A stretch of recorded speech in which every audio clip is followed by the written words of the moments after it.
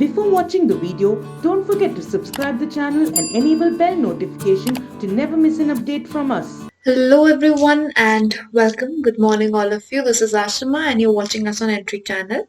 So this video is basically for current affairs updates. So this video basically aims at updating you on various news events that have happened in the past day. And those news events are discussed according to the importance of the examination or the expected importance in the examination.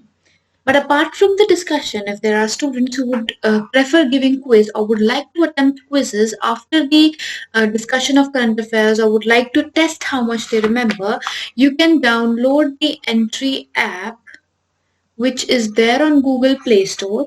Once you download this app, you can go to the quiz section, and in quiz section you will get every day 10 questions of current affairs which are updated, and this is hardly a 5 to 7 minute quiz, and in this you can be updated. There's going to be negative marking also if you go on a wrong answer, so that is going to help you keep a tab on your updates that you have. Right? So this is how it is going to help you, and I would suggest that all of you at least take this one quiz every day so that you keep in touch with the news events. Right? So now we're going to begin with our news events. The first one being Reserve Bank of India Innovation Hub. Now this hub has been established by the Reserve Bank of India, and what exactly is there in this innovation hub? Let's find out. So as of now, the news event is that Chris Gopalakrishnan, he is the former co-chairman and co-founder of Infosys, and he has been appointed as the first chairperson of this RBIH, that is Reserve Bank Innovation Hub. So first chairperson has been appointed. Now it is going to be a whole council. Council will have 9 other members. That is, it is a council of 10 members, of which one is going to be the chairperson. So 10 members including the chairperson are going to be there in this council. Right? Who has appointed him? He has been appointed by the Reserve Bank of India because this hub has been set up by RBI. What is the purpose of this hub? This hub basically aims at promoting, supporting, and handhold cross-thinking. That is, increase the use of innovative technologies in finance sector and bringing in new ideas, new capabilities that are possible there out in the world. Making a banking system more efficient, more advanced, making financial inclusion and taking that at a deeper level, securing the consumer protection, and at the time of emergency, how the business should continue or it can continue, what steps can be taken as RBI. So all these things are you can say it is kind of innovation hub which brings in or is going to bring in new measures into the governance of RBI. Right? Now, this committee has already done its research and it has also submitted a non-personal data governance framework. This framework was submitted under Chris Gopalakrishnan and it was submitted on July 2020. What was there on this report? It submitted that there should be compulsory sharing of non-personal data, and it is very important to unlock innovation. If we do not have non-personal data, we cannot unlock innovation as per this framework which was there. Right? And apart from that, they classified non-personal data into 3 categories, being community non-personal, public non-personal, and private non-personal. So depending on the people, the data was also divided, non-personal data was also divided. But what exactly was this non-personal data? It's a data which does not contain any information that can help identify the person. So individual's identity cannot be traced back to the person, but the important information that is required for governance, that is there. That is the non-personal data. Right? So it was on the non-personal data.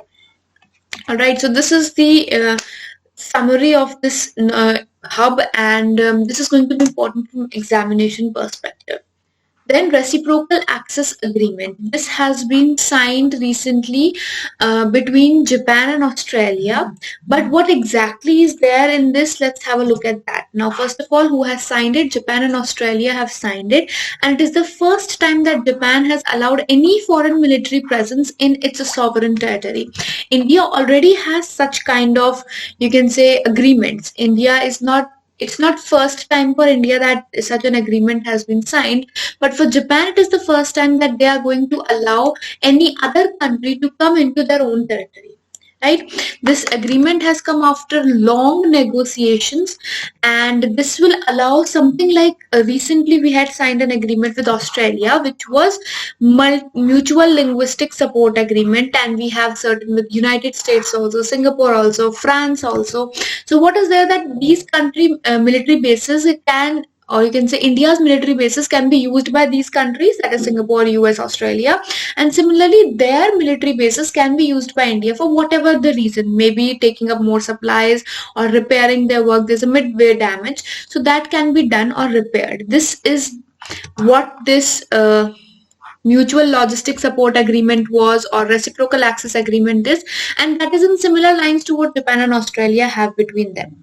Now, why are these countries working, like India, US, Australia, Japan? We have seen a lot of activity in them. The reason is that Quad countries, as they are an informal group, they have been working towards removing the monopoly of China from the South China Sea and its its endeavors into that sea. Right, so to block that, to make Indo-Pacific region more open to trade, to break the monopoly over there, these certain steps are being taken by the Quad countries between them and with other countries as well, so that things can be on a better scale. Right? Moving ahead, DIAPM and World Bank have signed an agreement recently. So first of all, what is DIAPM? DIAPM is Department of Investment and Public Asset Management, and it has signed agreement with World Bank, where World Bank will provide advisory services on asset monetization. Now, what exactly is asset monetization? As we can see, by asset monetization is creating of new source of revenue by unlocking the underutilized and unutilized public assets. So unutilized public assets and the assets which are lying over there, they are not being utilized to the best of the forces. They are going to be put into force, that is asset monetization. So what assets are going to be taken? So they are going to take non-core assets and enemy property, which somewhat accounts to 100 crores. Apart from that, some minority stakes of LIC are also supposed, or they are being thought of being sold. Here we have come across a term called enemy property. Now, what exactly is an enemy property? At the time of independence, when India and Pakistan were divided, at that time, after that, there were wars of 1965. Then we had war of 1971. So at this time also, like earlier, there was separation, that was fine. But after these wars, also certain people moved to Pakistan, and certain migrated to India. So those people who migrated from India to Pakistan, their property, as per the Defense of India Act, as per the Defense of India Act of 1962, their property has been taken over by the government of India. So those who have chosen to be a Pakistani or take the nationality of Pakistan, their property has been taken by government of India, and that property is named as enemy property. So under the Enemy Property Act, that property can only and only be under government of India. Even if the person whose property was, they have died, even then the property remains under the government of India under the Enemy Property Act, Enemy Property Act of 1968. Right? So these assets are going to be sold as of now, as is being said, so that the liquidation of money can be done and they can be put to a better use.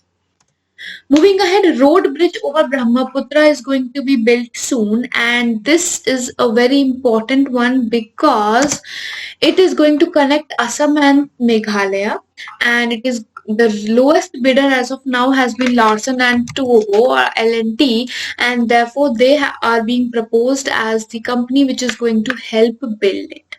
Right? So over this river, the tender has been of 3,200 crores, and it is going to be the longest road bridge over a river.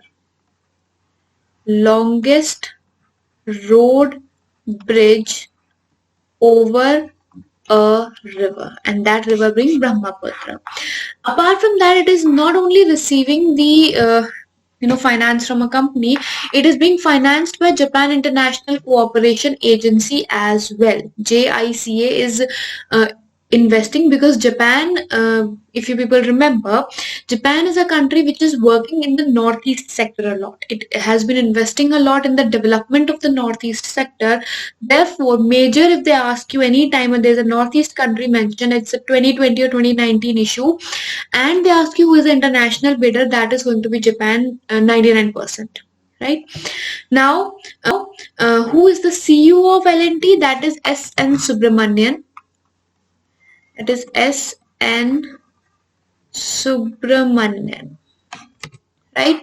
And its headquarters lie in Mumbai.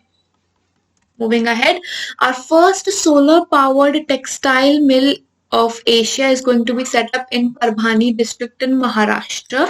So this is the first time that a solar-powered textile mill is going to be set up, and will soon come into force also. It is Asia's first, you must know, and second of all, where it is in Parbhani district of Maharashtra.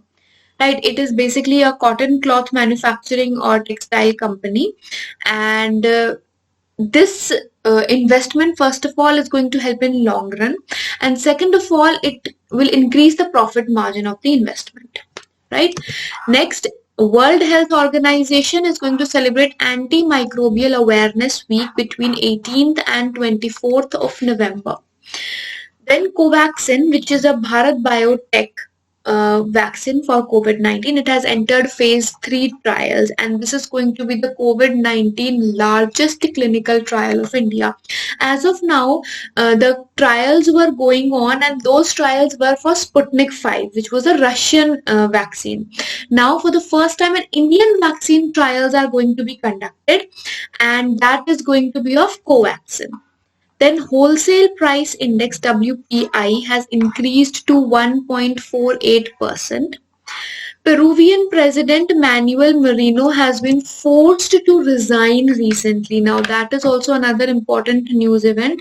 So they can ask you who is the president of Peruvian, and that is a question. Why? Because he has been forced to resign. So Peru is a unitary presidential democratic republic and has multiple parties, and president is the head of the state, and he has been forced to resign.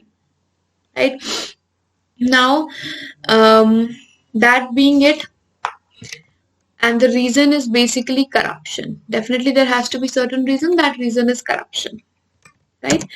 Next, Aryna Sabalenka has won Linz title, and she has replaced Serena Williams in the top 10 rankings as of now. So it is again an important one, being the news event of sports. So first of all, who has won the Linz Open, that is Aryna, and second of all, Serena Williams has become 11th rank. So they can ask you what is the current rank of Serena Williams. That is rank 11, and 10th rank has been taken by Aryna Sabalenka. Right? Aryna Sabalenka is of which country? She is of Belarusia. Belarus. Basically Belarus. She's of Belarus. She's a Belarusian player, tennis player, and at number 9 in singles by WTA. Right? Moving ahead, Nitish Kumar has sworn in as the Chief Minister of Bihar. So who is the new Chief Minister of Bihar? Very possible question. Second one, who is the Governor of Bihar? That is Fagu Chauhan. Third, who administers the oath of Chief Minister of any state? That is the Governor of the state. Next, National Epilepsy Day is celebrated on November 17th.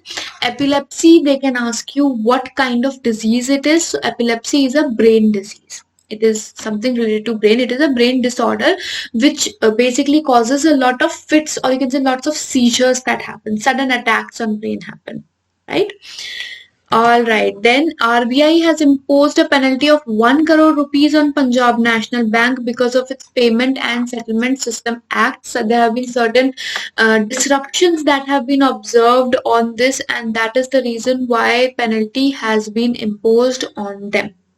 Right now, here we have certain things, that being the headquarters of Punjab National Bank. So earlier, before independence, they were in Lahore, but after independence, they have been shifted to New Delhi now. Right? Who is the CEO and MD? CMD, basically, you get the CMD is Mallikarjuna Rao. Mallikarjuna Rao is the current CMD of Punjab National Bank. For RBI, Governor Shaktikant Das, headquarters are in Mumbai. Right.